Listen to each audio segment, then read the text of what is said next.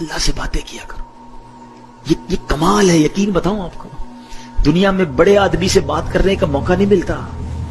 Time پہلے لینا پڑتا ہے. اول تو ٹائم ہی نہیں ملتا, مل بھی جائے تو کسی سیکرٹری کے تھرو ٹائم ملتا ہے. وہ پہلے ہی بتا دیتا ہے صاحب بہت بیزی ہیں, 5 منٹ سے زیادہ بات نہیں کر سکتے. اتنا مشکل ہے دنیا میں بڑے لوگوں سے بات کرنا. مگر میں بتاتا ہوں جس نے کائنات بنائی ہے اس سے بات کرنا کتنا آسان ہے. میرے اور رب کے بیچ میں کوئی سیکرٹری نہیں ہے.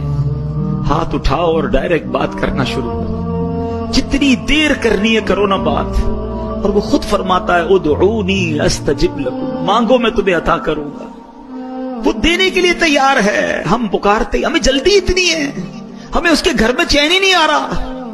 ارے 2 رکعت نفل پڑھ لی, کبھی تسبیح پڑھ لی, سب چلے گئے تو کونے میں اللہ سے باتیں شروع کر دی.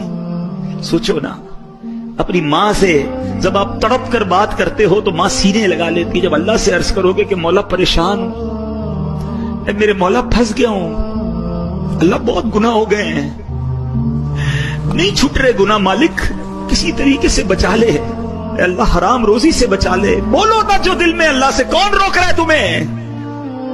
اور جس زبان میں بات کرنی ہے کرو. ارے وہ تو دلوں کے حال جانتا ہے, وہ تمہاری کیفیات کو دیکھ رہا ہے. اس کے گھر میں آئے ہو تو مانگو نا اس سے. ارے تمہارا مہمان تمہارے ڈرائنگ روم میں بیٹھ جائے اور رونا شروع کر دے کہ پریشان ہو, تو کیا دھکے دے کے نکالو گے؟ تم بولو گے گھر کے اندر آ گیا ہے, مہمان ہے, کچھ تو کرنا پڑے گا. ارے قریب کے گھر میں آ گئے جب تم اور ادھر آنسو بہانا شروع کر دیے تو کیا خالی لوٹ آئے گا؟ تمہیں اندازہ ہی نہیں کہ اس کے گھر میں آ کر دل سے مانگنے پر وہ کیا کیا عطا فرمائے گا.